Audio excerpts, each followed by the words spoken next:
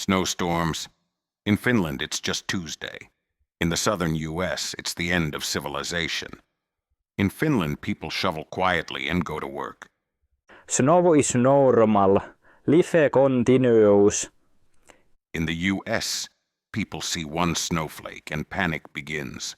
We're gonna starve, y'all! In Finland, kids walk to school through a blizzard.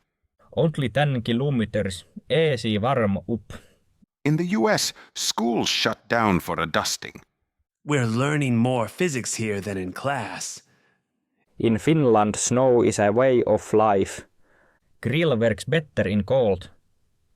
In the US, snow is a once-in-a-lifetime apocalypse. Do we eat the snow to survive? Finland survives the storm. The US survives the drama.